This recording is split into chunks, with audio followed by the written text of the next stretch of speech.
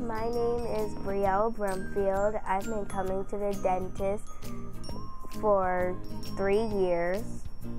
My dentist is Dr. Shiop, and she really does make my teeth whiten.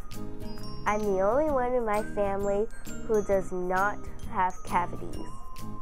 You should always brush your teeth twice a day, right after you finish your dinner and when you wake up.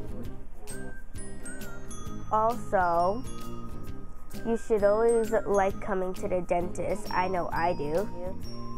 And also, when you finish coming here, you do get treats from the treasure chest. And also, the ladies in the front desk, they do remember me and they remember my name very well.